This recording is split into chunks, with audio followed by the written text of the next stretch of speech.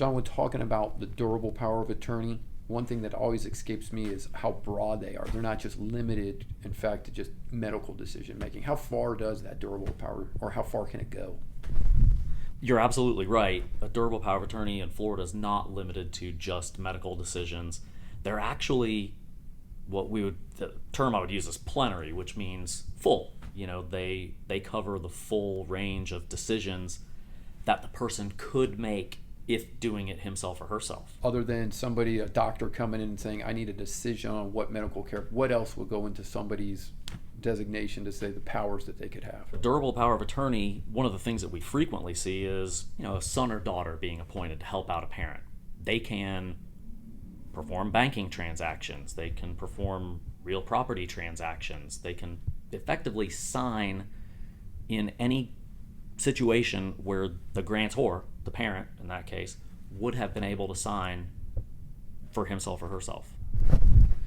See it a lot of times, I think, in our world of personal injury, sometimes where somebody might not be elderly, they need care, they need help.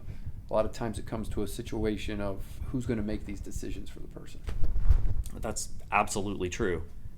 And the benefit of the power of attorney is that you get to decide who's going to make those decisions for you versus a guardianship court, which you don't want to wind up dealing with. Perfect. That's what I was thinking when I was working with my family on helping my mother-in-law with these issues. My thought process when I went there, when I looked at my wife, I said, geez, if we didn't have John who prepared these for us, what would happen?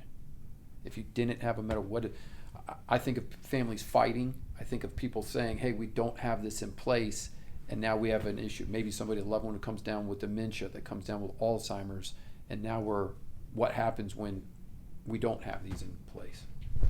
Well, and that's when the timing can be critical, because if someone has been diagnosed with dementia, or if someone has been found to be incapacitated by a court, the court is going to take over the administration, or the court, through a guardian who's appointed by the court, is going to take over administration of that loved one's needs.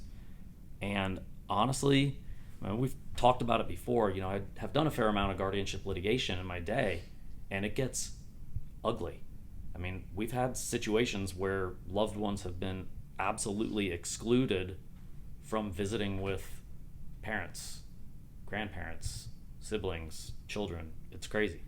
Thinking about the heartache, the expense, the attorney's fees, it's tough to think about what could happen and face that now. By taking that ounce of prevention early, save thousands in legal expenses, and more importantly, the stress on the family knowing that you're protected.